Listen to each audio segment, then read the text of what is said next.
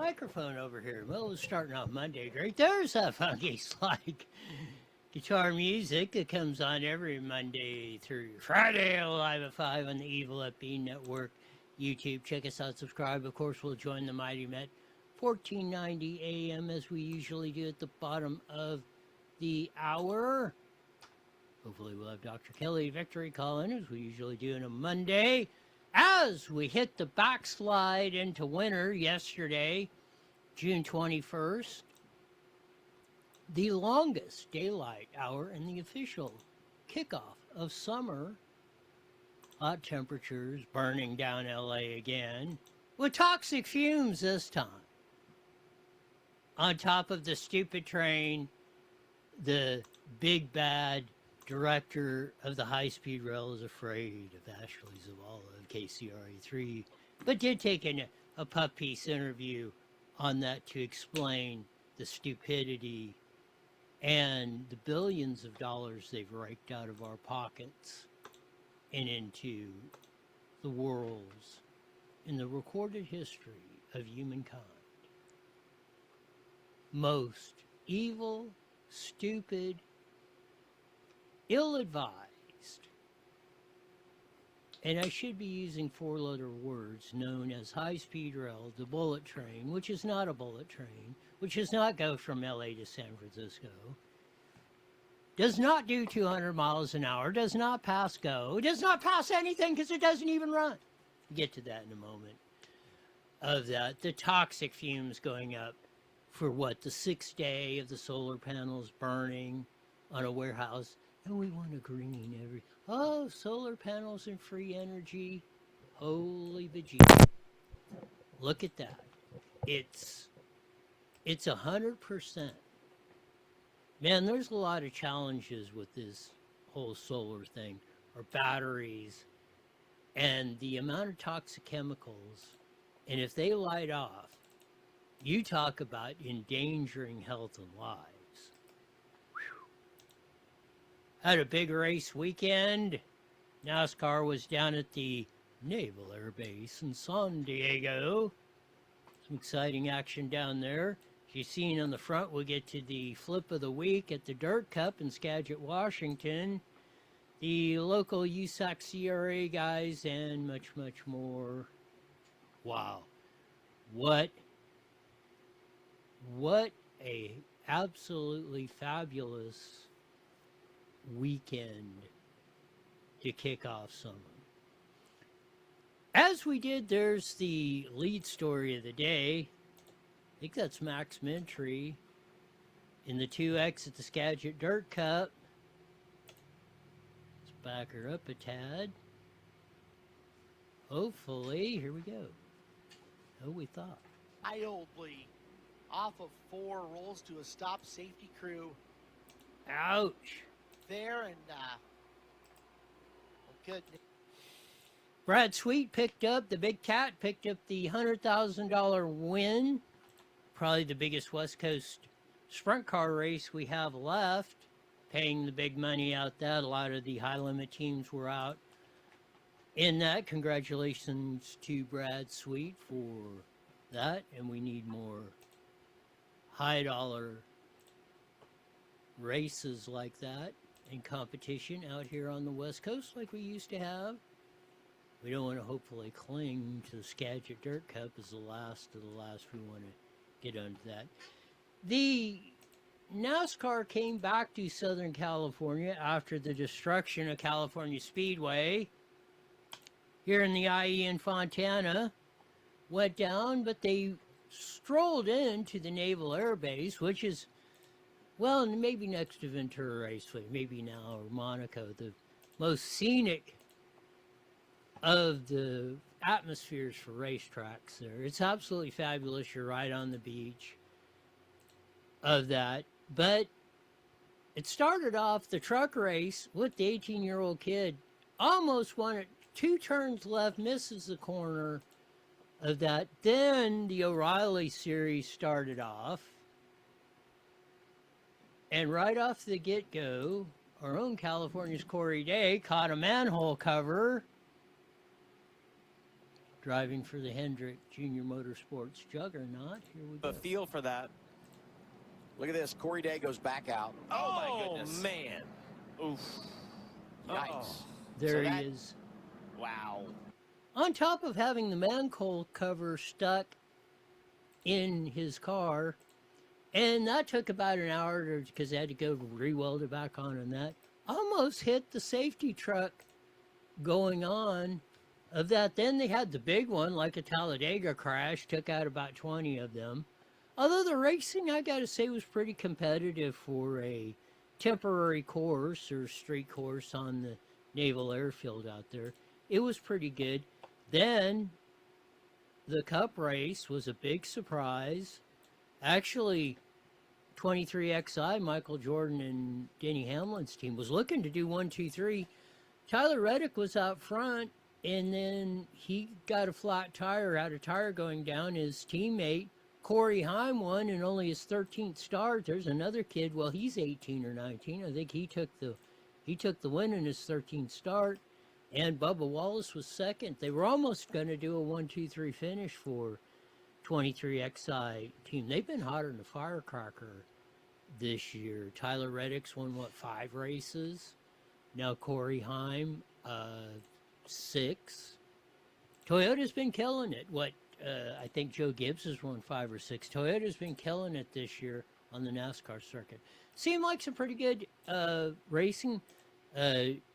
Shane Van Gisbergen, the road course aficionado, got caught up in a crash in there, so that took out his chances and rolled the day. Would have been nice to see SVG and Corey Heim go at it, and Tyler Reddick, although he burned it up. But all in all, it was a good race weekend, I believe, out there. I skipped it. I figured it was going to be a cluster getting in and out and parts of that. So I skipped it. Maybe I'll hear I didn't hear any bad reports about it getting in and out because there's only one way in over the bridge and of that, but we'll see. So we'll see if they bring it back next year, or as I suggested, should be at March Field, March Air Force Base, March Reserve Base, a mile and a half from Riverside Raceway. Bring it back to March Field next year in 2027. June race, typical. We used to have the June race for decades out here. They could be apropos of that. USAC CRA, where I went, Paris Auto Speedway. Absolutely fine competition. Brody Roa came back and won after having some trouble getting some engine stuff together. Connor Lunday was second. Cole Wakeham was third.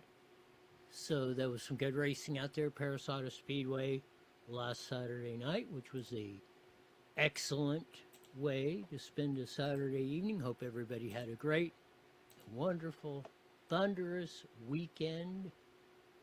As we said, topped off by Sunday, the official kickoff of summer and longest daylight hours of the year, as we said.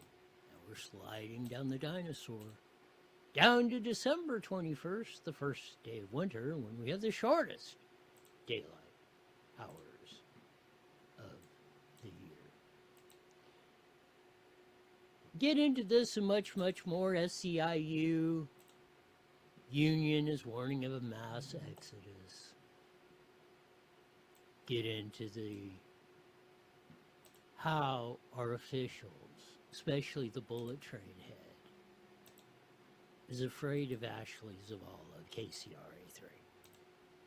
This is how far we've sunk.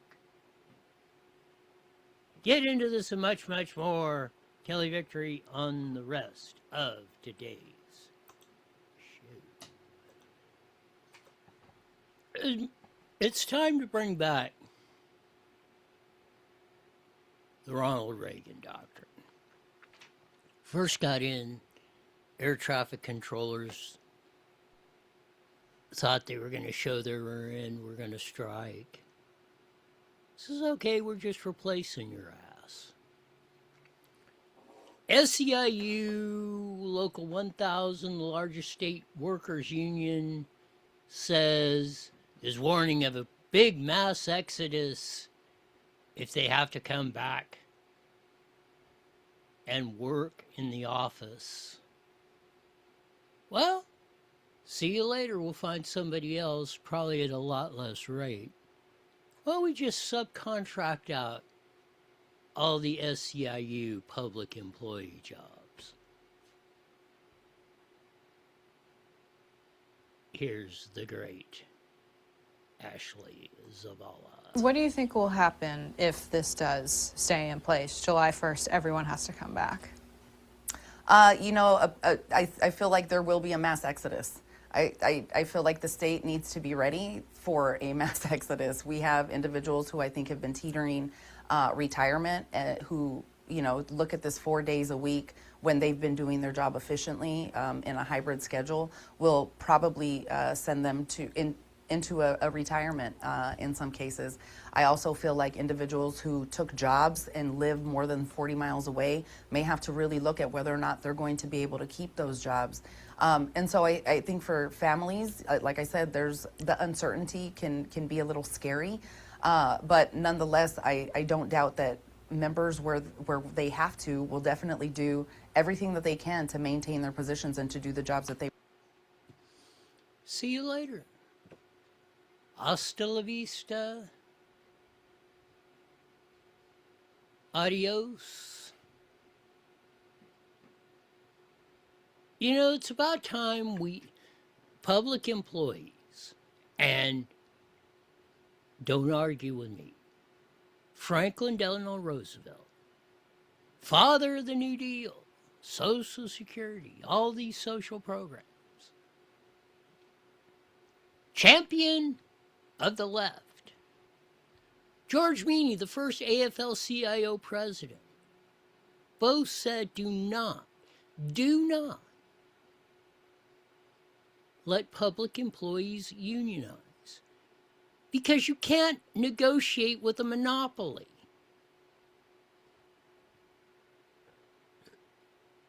It's simple. You cannot violate the rules of nature. Pretty soon they're just going to demand everything until they run it right into the ground. Look at our schools. Teachers have run the once great #1 in the entire world education system of California into the ground, starting with Prop 98 in 1988. Over the 87 tax refund we got under the GAN initiative of $1 billion in 87, championed by Jerry Brown. Couldn't have that. Couldn't educate the kids. Back before that, #1, reading, writing, arithmetic. Our school system was held up as the finest in the world, K, through doctorate. Universities, state college system, community colleges, K through 12. We didn't have TK, which is a total boondoggle.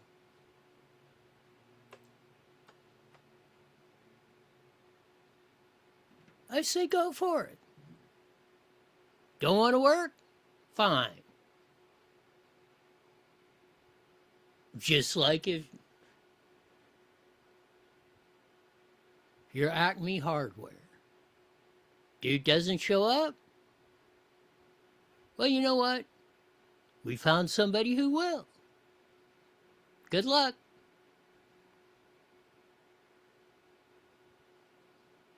But the fact that SEIU, California Teachers Association, CTA, Service Employees International Union, SEIU, CTA, all the various sheriffs and firefighters, CAL FIRE, Riverside Police Association, whatever. They have been the biggest political contributors to political campaigns by far dwarfing whatever business or private sectors put in these things. And now they own the politicians who are voting on their raise. Not their raise, pointing a gun at you and me, Joe, stupid private citizen, saying, hey, give me your wallet. Oh, make sure they turn it upside down. Make sure you're not hiding a penny or two or something in there. Shake it out real good. Make sure there's nothing left.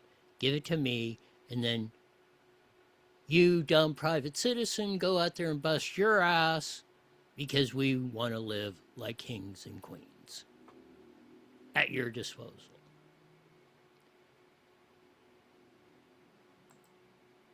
That's how we've corrupted the system.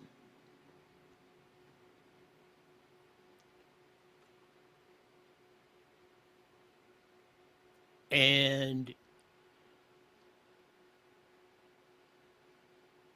it's about time, what was that, 81?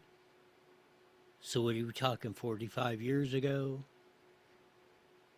82, whatever, 44. Reagan said, fine, air traffic controllers. Remember the whole, planes are gonna fall out of the sky. It'll be the apocalypse. Armageddon's coming. Not one. After he fired all the air traffic controllers when they struck, not one accident, not one could they attribute to the new air traffic controllers that came in and did the job. So whenever you think you're getting on your high horse and think that you can't be replaced, you can and you will.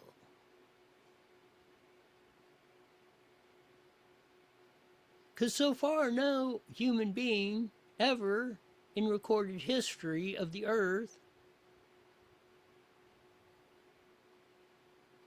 has survived forever. So, whether you like it or not, you are going to be replaced. So, don't be such an a-hole. Learn to work. We need to get back to government agencies being, hey, this is the amount you're going to get. These are the benefits. If you like the job, fine. If you don't, fine. Go do something else.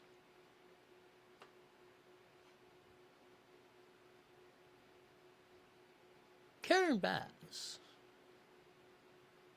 communist, Castro supporter, went through the Congress and the Assembly of California, Congress of the United States, mayor of Los Angeles, goes on a drunk down to Guyana, and the Pacific Palisades and Altadena burnt to the ground.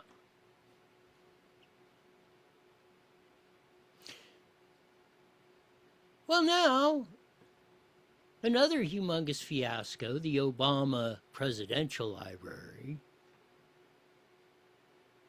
which is corrupt as hell. Story for another day. But she's up there on a bender of that. Now, we get a fire with toxic chemicals spewing all through the air, and they can't put it out for days. What's been going on, 6 or 7 days? Here's the initial ABC7 report. Go. We do want to let you know as well that this very same building, you heard those kids mention this, burns nearly 2 years ago, also involved the solar panels. This is video from August of 2024. It took about an hour for firefighters to knock down the fire that time. Again, the fire this time, it's burning for about 3 hours. But again, we have been told that the forward progress has been stopped. On its website, Lineage touts its sustainability efforts and its climate pledge. The company says it is committed to achieving net zero emissions by 2040 across its operations, and they plan to meet that goal through energy efficiency measures, including on-site energy generation. In this case, that does appear to be the solar panels. So as you see, this is about a 500,500 square foot facility. It's about 10 acres. A little over that, about 12 acres. You see it's completely covered in solar panels. And the company, oh, solar panels, and we're going to be sustainability. Let's roll that again. But again, we have been told that the forward progress has been stopped. On its website, Lineage touts its sustainability efforts and its climate pledge. The company says it is committed to achieving net zero emissions by 2040 across its operations, and they plan to have net zero emissions by 2040, and everything's free, free, free. Oh, these solar panels, no damage to the environment and all that. First, they cause tremendous damage to the environment. They are very dangerous and toxic chemicals that go into this. 2 years ago, they had a fire, they got it out. This one was only supposed to go, what? Oh, well, it's been going on for 2 or 3 hours, but they think they got forward progress stopped. Ha ha, ha ha ha. 6 days later, here we go. Now we find out, or at least KFI is reporting, the same company has one up in cold storage up in Washington. Took them 60 frickin' days to get the fire out. Plus 85 million pounds of food is rotting in there, which is causing a whole nother mess and environmental damage.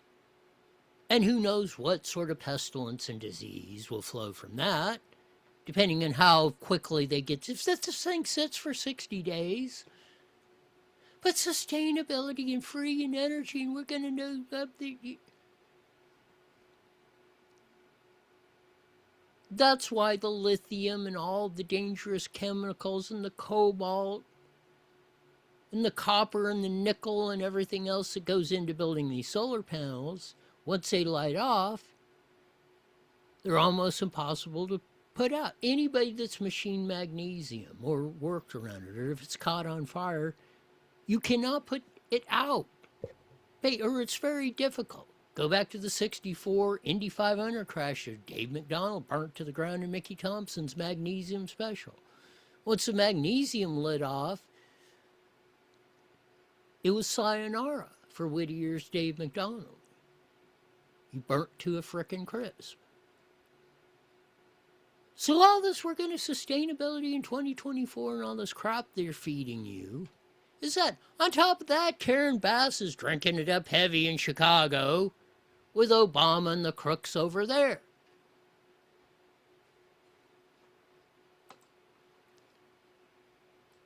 Here's more. There was yesterday's report of it still burning today, throwing toxic fumes. Newsom declared a state of emergency. California Governor Gavin Newsom has declared a state of emergency as crews continue to battle flare-ups from a fire that started days ago. Officials say the massive fire ignited Wednesday afternoon at a cold storage warehouse in Los Angeles, sending plumes of black smoke in the air visible for miles. Fire officials are describing the fire as very complex and hazardous for firefighters. No injuries have been reported, and investigators are still trying to determine the cause of the fire. We thought we had a lot of conditions with the 9/11 firefighters and stuff and people around that, with all the chemicals and everything that were released from them. They didn't have tons of solar panels. They didn't even have probably any solar panels on them when they went down.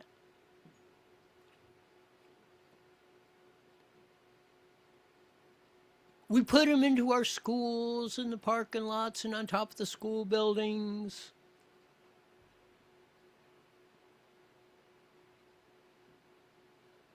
Tell you what, if I was in LA and voting, I'd vote for Nithya Raman, old Noodles Ramen. Because hell, every time Karen Bass goes on a drinking binge, Palisades burn. This is throwing toxic chemicals up in the air. Yeah, nobody's getting real concerned about that. Why isn't everything locked down? This is far more dangerous than COVID ever was. Nobody's freaking out about this. Nobody's even said, I don't even heard there's any evacuations in the air.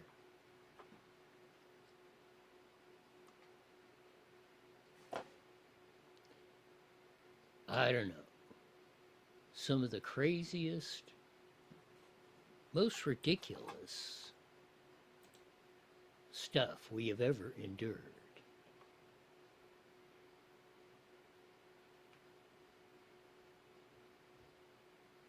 I don't know. Sometimes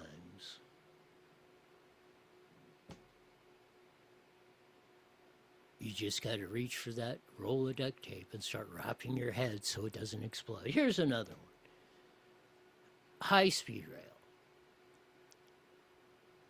We've dumped $20 billion into this thing. It was supposed to be done for 30 in 2020 when we voted for this bond, back in 08 or 5 or something. Supposed to be done. Straight shot, 2 hours, LA to San Francisco. Now they're talking about maybe by 2040, if the private sector invests another $100 billion in this thing. Shut up. There's nobody that I'm not going to say nobody. If there's somebody as idiotic that would invest a wooden nickel into the high-speed rail, boondoggle, stupid train, worst, most wasteful, just undescribably nuts project in the history of humankind. Then they hired this new chucklebuck who's supposed to get it done or whatever. And we said, okay, look, at least show us what you spent. Where's the $20 billion went that we don't even have any tracks or train or anything? And we're going up in Wasco to Merced and all this stupidity. But just show us where the money is. Would you show us how much just show us how much of just show us where the $20 billion that's been flushed down the toilet has gone. Great Ashley Zavala, KCRA3 reporter's been on this like white on rice. This new chucklebuck, who I think was arrested for something or other, would not have an interview with Ashley Zavala. He's scared of Ashley. But did give KCRA3 a puff piece interview. Here we go. By delays and cost overruns for years. Now, leaders hope to have riders on the Merced to Bakersfield section within 7 years. And the plan promised to voters, San Francisco to Los Angeles, potentially by 2039. But with no money identified for LA to San Francisco, some lawmakers question how the project can even move forward. Aside from those concerns, this year, the project's CEO was arrested and faced a state investigation. Ian Chowdhury was arrested in a domestic incident that resulted in no charges. So this is going to give us a lot of confidence so far.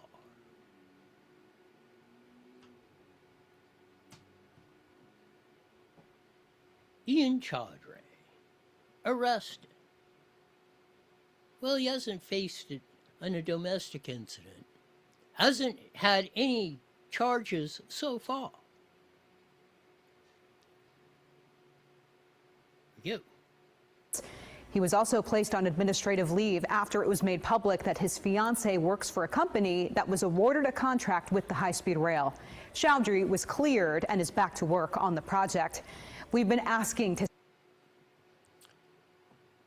So on top of the domestic incident, his wife's working for one of the contractors who's getting a big chunk of the $20 billion. Oh, nothing to see here, move along. Gosh, This has got to make Mao of China, Stalin, Fidel Castro green with envy. What Gavin Newsom and crew are pulling off in California. Sit down with Chowdhury for months, but he was hesitant to talk about any of it until now. This week, Jason Marks met with him at a project site about where the high-speed rail. On top of this, Chowdhury would not be interviewed. Ashley Zavala's been asking for months to have this guy come on and explain where the money's going, how this is going to work, how the train's going to get built. Is even the Wasco to Merced thing ever going to happen?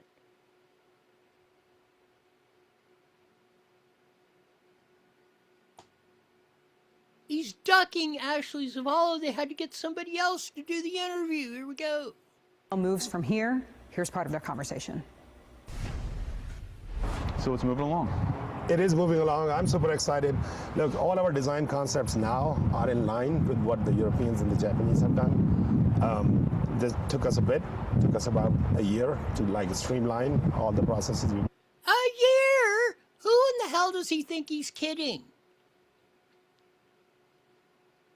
This thing is 20 years and counting. Was supposed to have been done 6 years ago, straight from LA to San Francisco, 2 hours. Now, even if it's planned, built, they get the first in, it's going to take you 8 hours from San Francisco to LA.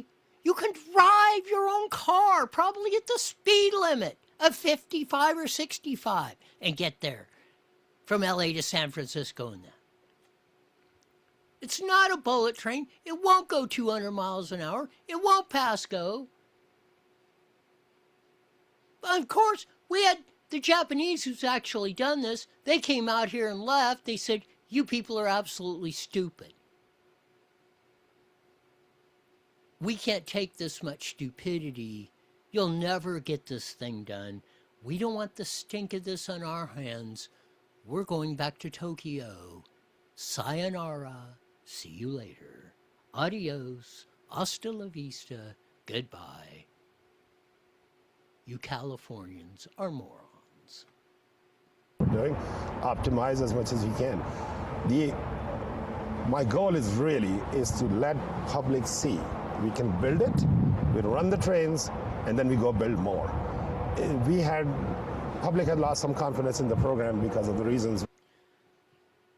We're going to build it. With what? Where are you going? We're going broke with a budget of $349 million. We've got structural deficits. With another $100 billion, you couldn't get it.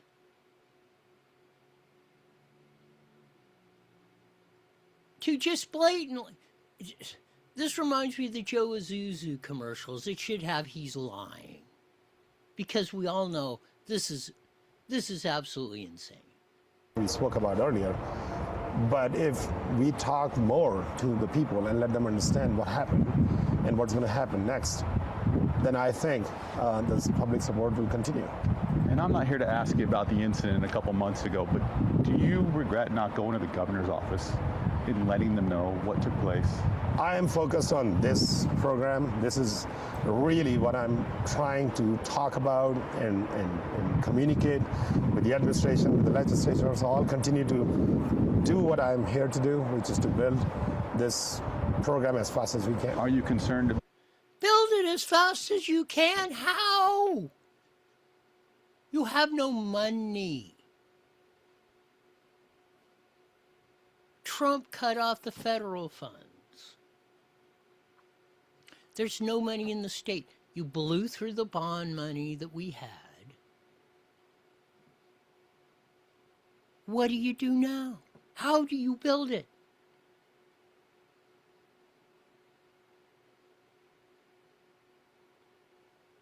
About the image that maybe you're not being transparent in such a major high-profile project. Look,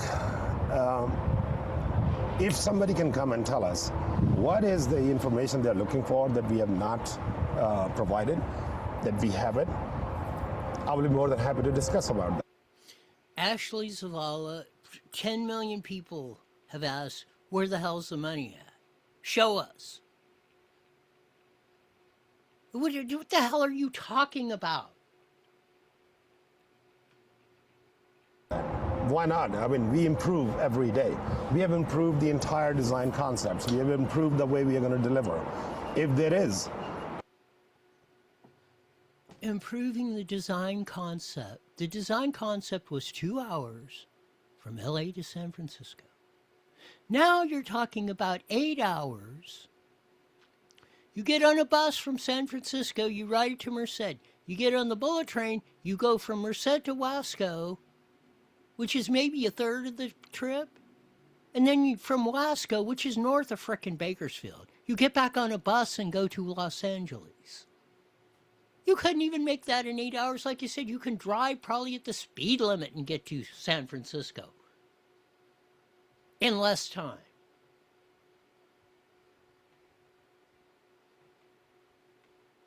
I mean, someone who comes and says, hey, this is the information we are looking for, and you guys are not providing it. I would like to know what that is.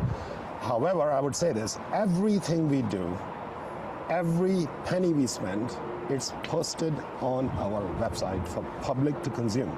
Not a single thing we have done on this program is unavailable. So I'm more than happy to talk about what that is in terms of transparency, and we'll improve it if there is a reason to do that. Right now, I have not seen, I hear it, but then I'm like, well, what is it that you guys want to know more? Absolutely, my team is committed. I mean, this is a public works program. All I tell my team to do every day is to provide the information as much as we can to the public through you guys. Yeah. What will be like for you when you start?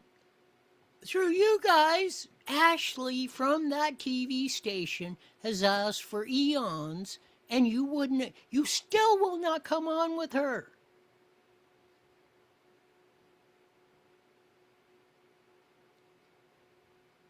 God. No wonder they call us a retarded, half the population. Who the hell would believe this? Seeing the first trains on this structure we're that will on be now. That will be maybe for my entire team. That will be for my entire team. Is going to be the day to be so proud. It is the first high-speed rail in Western Hemisphere. Somebody have to tell me which other high-speed rail is being built in North and South America combined. Tell me one. There isn't. This is there is a lot of talk. Canadians are talking about it. Mexico is talking about it. We in this country have been talking. We go visit other places and come back. Oh, let's look at China, how they did 25,000 kilometers in less than 10 years. Well, they didn't have what we are dealing with. They didn't have NEPA, CEQA. They didn't have the red tapes. They just blow and go. But look at Europe. They didn't have the red tape. They didn't have CEQA. They just go. On top of that, it is not a bullet train. Everybody said it won't do 200 miles an hour. It's lucky if it'll do 120. It's not a high-speed. On top of that, it's not even a high-speed rail. Like the Japanese said, we're done with this. They came here about 6 weeks, they left. What is it, Venezuela or Argentina or somebody's built these things? They come up and looked at the same thing. Said, you people are crazy. You'll never do that. At the rate you're going, this is why housing is out of control.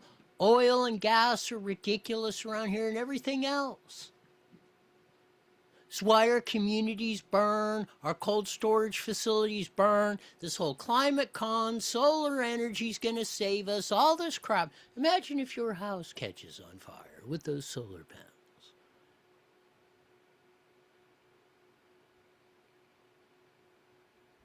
And it's built out of wood and all kinds of things that burn. You know, those evil warehouses are mostly built out of concrete and steel. That's why the whole structure is not burning to the ground. But what if it's a paper mill or something like that burning up in Ontario that has combustible contents inside? Holy bejesus. You imagine, you just see what these few solar panels, you imagine it was like the Ontario fire and they had solar panels and that thing lit off with the feeding the flames. that the paper would have fueled that fire, holy bejesus. You imagine 12 acres? And I think it was bigger. I think it was twice the size. I think it was 1 million square feet.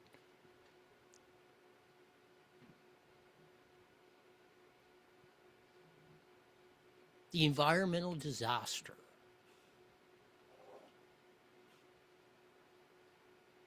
would have been absolutely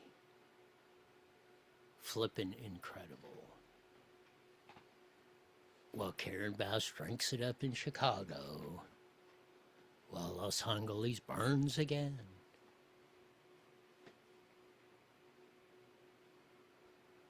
Some of the stuff we inflict upon ourselves, like electing these ding-dongs.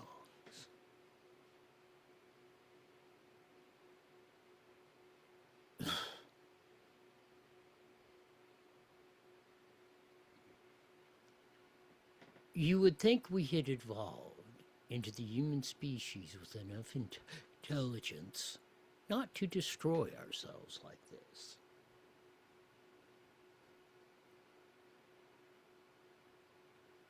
Sometimes I wonder.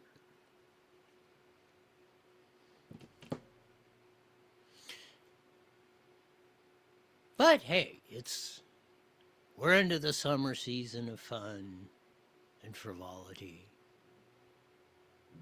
Let's not wreck the whole thing with all this other stuff. We should be joining the Mighty Met KMET here in a few seconds. Of that, hopefully we'll have Dr. Kelly on. And it will be one fabulous 30 seconds. You got it. Well, just came in just in time. As I was talking about you. Ah. We'll be up. Hopefully Dr. Kelly calls in. And we'll Still waiting on her call. We'll get her thoughts for the past week and the weekend as we kick off. All right, here we go, Roy. IE Newswire Daily is on the air. The following is a paid program. Views and claims expressed are those of the program producer and are not endorsed by this station. Opinions expressed are not necessarily those of radio station KMET, its management, employees, or affiliates.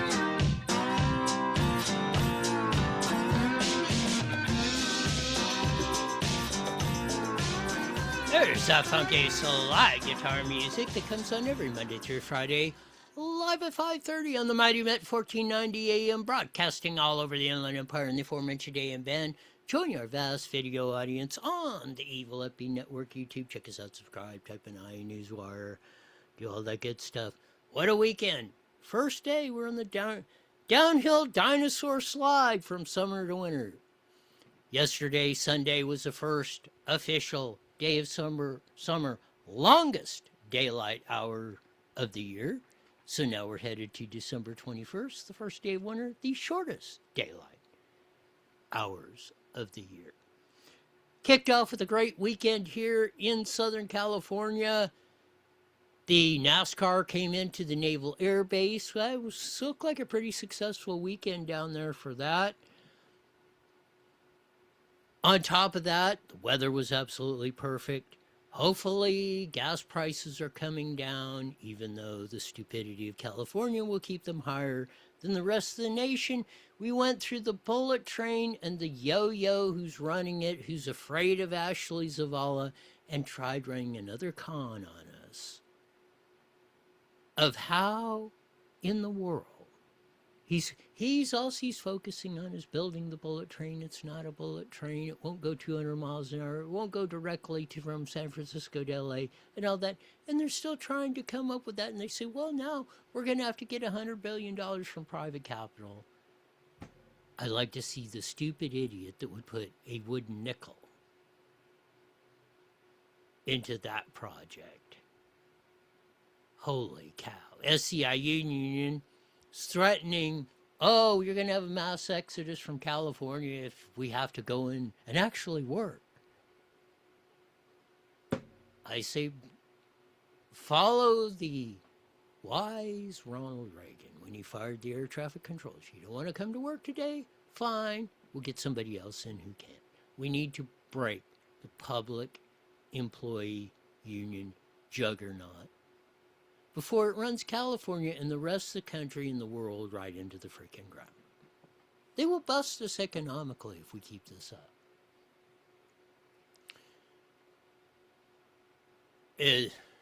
Kelly, Dr. Kelly's here. It's absolutely 100% mind-boggling. But, as we usually do on a Monday, we have, as I've determined her, the supreme physician in all the world, expert on COVID-19 and just about everything else, Dr. Kelly Victory. Welcome to iNewsWire with Roy. Hey, Roy, great to be with you. And I do appreciate you talking about the summer solstice. But tragically, I hate to break it to you, anybody under the age of 50 has no idea what you're talking about. Maybe your listenership may perhaps accept it because they don't teach this stuff anymore in school. The average individual, the average American, does not know what the summer solstice is, what the shortest day and the longest day of the year are, but you and I know, and that's all that really matters. You put up that's a very good point. It goes to show the destruction of our the once greatest, and even in California, of the greatest education system we put together in California, in the United States, and even the number one subsect of that was in California. And teachers and public employee unions have systematically destroyed that. And now all they are about is enriching themselves. It's just absolutely mind-boggling what we've turned this into, Dr. Kelly. No, I agree. And Randy Weingart, the horrible head of the Department of Education, which truly should be disbanded, because the reality is, Roy, that you and I went through our primary, secondary, educations without any Department of Education being in existence. It came out of the Carter administration, as I recall, in the 70s. We didn't have a Department of Education. Now it is this, huge financial suck in Washington that has delivered nothing. We have, some of the lowest graduation rates. We have the lowest scores, and the average person on the street, tragically, as I said, somebody with a high school degree, certainly with a college degree, can't answer the most basic questions about not just science and math, but this country. I guarantee you, here we are coming into the the momentous occasion of this country's 250th anniversary, and we should talk about that. But the reality is, if you ask your average American on the street in San Francisco or LA or Chicago or New York, who was it that our patriots, our forefathers, fought against for their independence? You'll get answers like China, Mexico, France. They have no idea how this country was even founded, let alone the fact that June 20th or 21st is the summer solstice, is the longest day of the year. People have become stupid, and that stupidity is a direct result of the liberalization of our Department of Education. When you mention Randy Weingarten, head of the American Teachers Federation, I had to hang on to the desk because I thought I was going to shoot through the roof of this building. That evil person, representing 30,000 teachers, was the one that put the email into Merrick Garland, the Department of Justice dude for Biden, that wanted to shut all of us down that were commenting at the school boards during COVID when they had them locked up. California for 2 frickin' years, damaging the kids, and we were up there saying, oh, let's open them up. They're trying to sick the feds on us, trying to get us arrested for speaking the truth and exposing the Fauci fraud, which is finally starting to get going. But stop me before I go too far, Dr. Kelly. No, you're right, and thank you for the correction. I misspoke. Randy Weingarten, that evil individual, and I agree with you in that description, is part of, she's the head of the teachers union. These are the people who advocated for themselves, who advocated for better pay, for more time off, all things having to do during the COVID pandemic. they weren't looking out for the welfare of our children. They weren't looking out for what's best for our children's education. They looked out for themselves. They lobbied for better pay, better working conditions, and they took advantage of the COVID pandemic. These are downright just demonic. They don't care. These are the same people, by the way, Roy, who advocate for things like the ability of teachers to transition your child without telling you, to be able to call your child by a different pronoun without telling you. These people are downright demonic. And truly, Randy Weingart, she carries the flag right up there on the healthcare side with Anthony Fauci. Another disturbing thing that's come out is it's reportedly now our U.S. government pointed a gun at all of us, took $1 billion out of all of our pockets, and supposedly they won't tell us where it is or who got it, but at least for finally almost $1 billion that they spent on the media telling everybody how great the vax was, how you need 9 million boosters or you're all going to die, how you got a mask and social distancing. That they knew was 111% total BS. And they took $1 billion from us to tell us to do stupid. It's absolutely insane, Dr. Kelly. No, you're quite right, and frankly, I don't take any great joy in being vindicated on a daily basis, and that's what it is, Roy. All the things that I said to you, I said on multiple news outlets, I said on social media until I was censored and shut down. But starting back in 2020, everything I said, from the fact that the virus itself was the direct, result of lab manipulation, that it came out of a lab in China, it wasn't naturally occurring, the idea that things like social distancing were totally made up, that masks were absolutely preposterous, they do nothing to stop the spread of a respiratory virus, the idea that lockdowns and school closures were unnecessary and would do far more harm than good, and ultimately that the mRNA vaccines would be devastating as they were. All of this, every single thing, has borne out to be true. It has been proven. And thank God for patriots like Tulsi Gabbard, who have now revealed this trove of evidence. Absolutely, the receipts. Here it is in black and white, proving that everything I said was not conspiracy theory. It wasn't conjecture.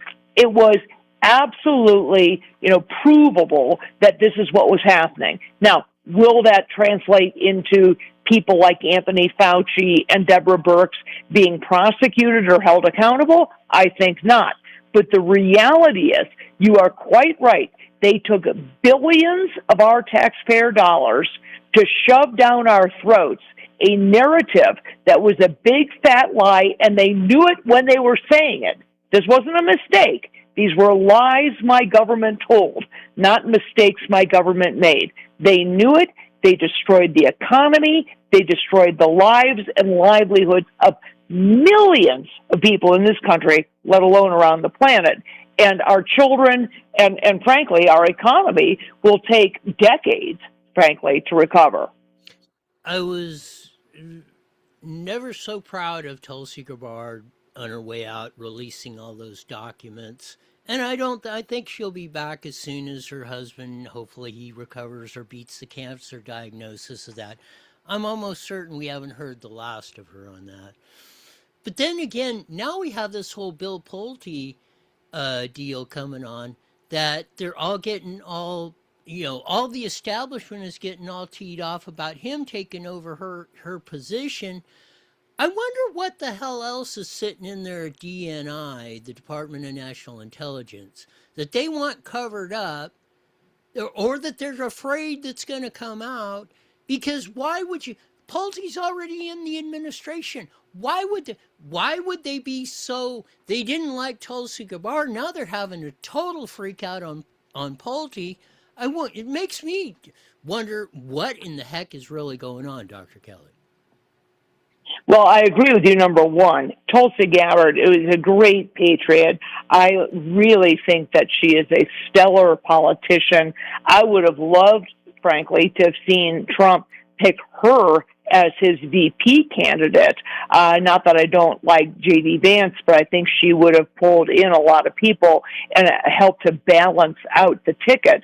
I'm hoping that she will, as you said, play a role once again in the cabinet and in an upcoming administration. To be very clear, she was not fired. She's leaving only because of the serious health issues that her husband is facing. I agree with you. We need more people to expose the information that is well known by our intelligence agency. One of the multiple things that Tulsi Gabbard dropped this past week with regard to COVID and Anthony Fauci is that he absolutely worked hand in glove with the Biden intelligence community. He had people he used and leveraged his relationships with people to lie about everything from the origins of COVID. He helped to shut down and ridicule and threaten people who are whistleblowers in our intelligence community. People saying, whoa, this is clear this was lab manipulated. This is clear it didn't come out of a wet market. This is clear that there are issues with the vaccine. And Anthony Fauci participated in shutting those people down, threatening them, saying, if you speak out, you will not advance. You'll lose your job. You won't get funding. And these things are absolutely irrefutable in, as I said, the trove of evidence that Tulsi Gabbard dropped. I hope that this continues with her predecessor, her successor. I'm misspeaking all night tonight. With her, yeah, truly. But I hope her successor. I hope that they continue to drop this information because that's what they're waiting for. I hope the theory that Senators Rand Paul and Ron Johnson have come up with, that the so-called pardon Biden gave Fauci on that is invalid because it just exempted him for anything that he's ever done, basically, or that's a short story, and they're saying that.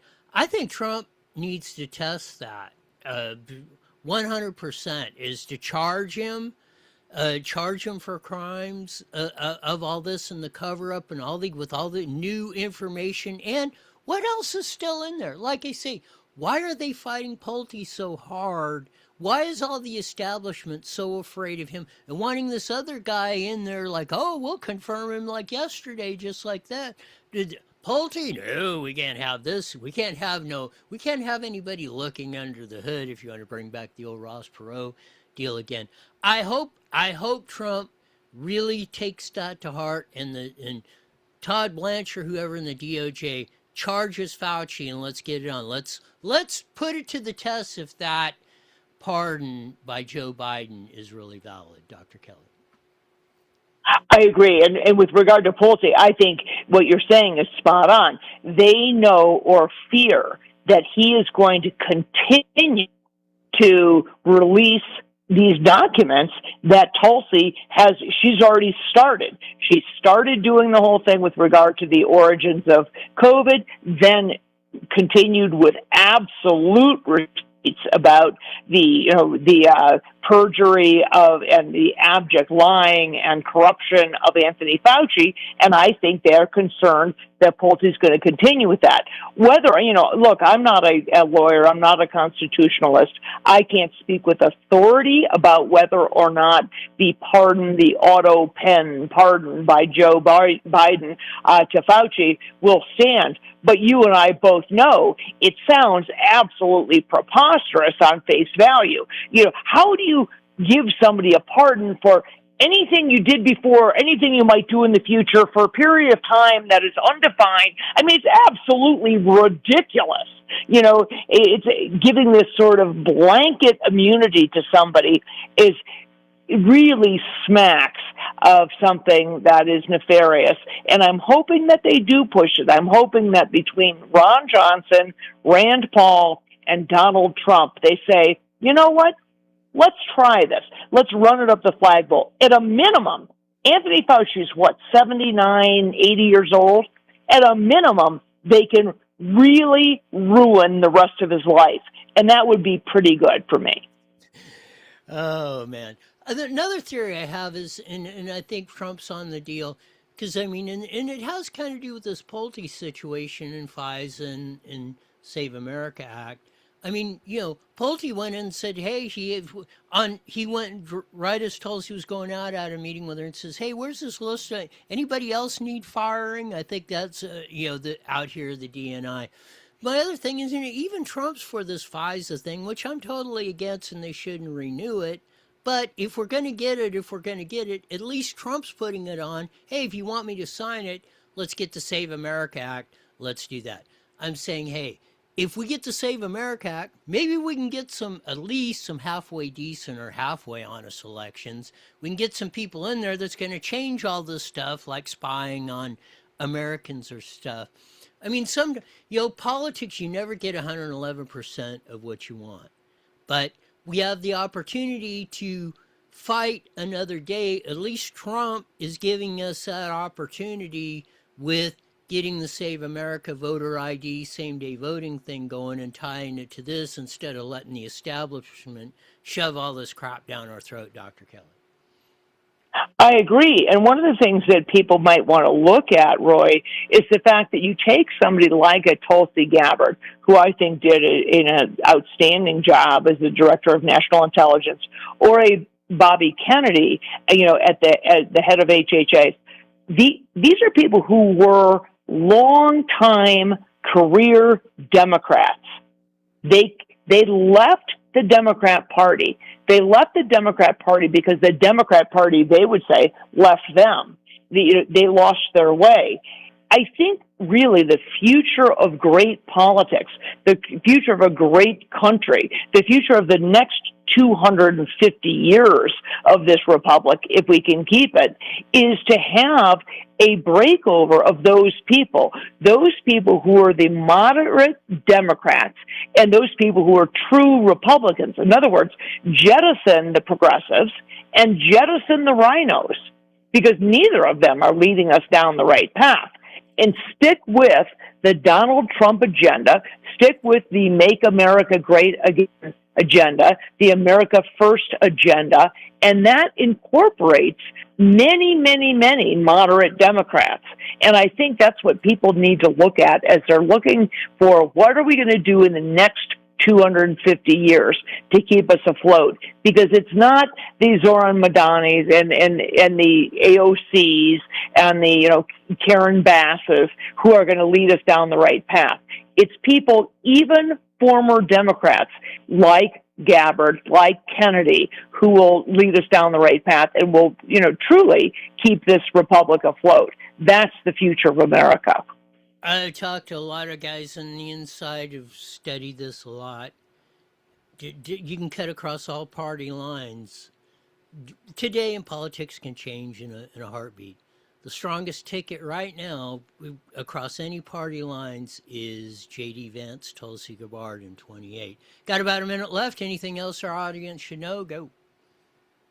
No, I love that. I keep telling people, do not fall for the next one. There's, around every corner is what I call the fear du jour, whether it's hantavirus, Ebola, or something else. They have something closer and closer to the midterm elections. You will see them continue to dust these things off. Don't pay attention to it. A modicum of of common sense is what really should guide what you're doing. But I agree with you, by the way. It'll be interesting. You think it's Vance Gabbard, not Rubio, in the mix. I will be interested to see how that plays out. I certainly think that Tulsi would be a strong candidate on any ticket, but the question is whether it's Vance or Rubio. Thanks for being on, Dr. Kelly. We'll do this again soon. Sounds great. Thanks. Dr. Kelly Victory, as we say, saying it only as she can. Politics is, I mean, we got to get through the 26 deal. But, after November, then then the chatter's really going to go on 28. And we'll see how all this shakes out. I mean, I think it's going to be fluid in 26. This thing could go any freaking direction. I mean, we could be, the Democrats could take over the House and the Senate. Republicans could retain it. The one could have the one the other. I mean, nobody really knows. Everybody's got them. I mean, you can probably draw a conclusion on any of those things happening.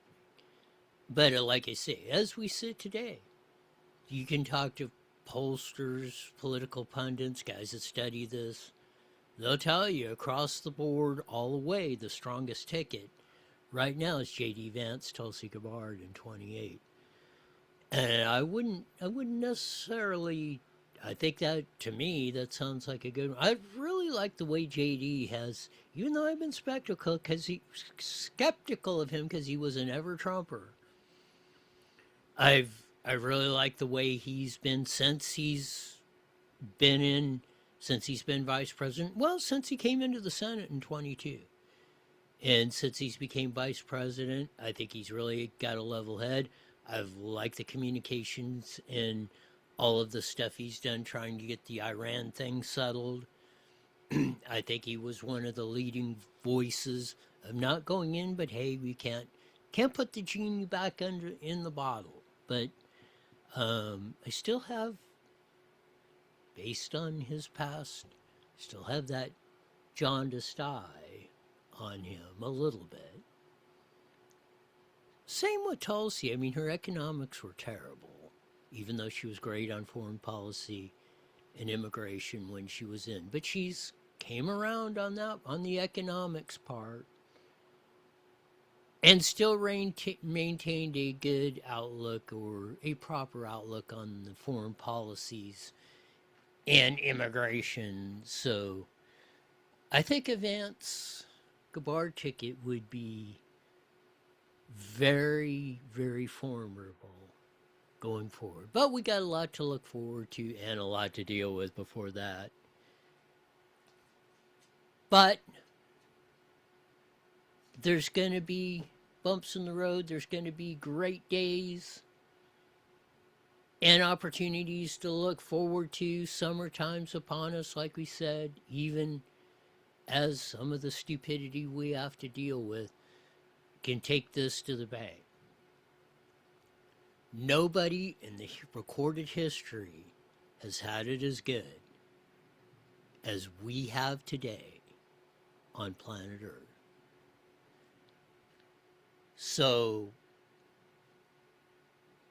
it's up to us to advance that forward and not back up or regress back to the, well, let's see. We don't want to go back to Neanderthal days. Although that would, I think, going back to the wild, some parts of the Wild West. Because definitely people had a lot more respect for each other back in that day. That'll do it for today. As we usually say at this time, mandatory, you're back here in 23 hours. Why? It's the best darn show in the whole wide world. Till then, see ya. The proceeding was a paid. All right, Roy, take it easy. I will talk to you tomorrow. You got it.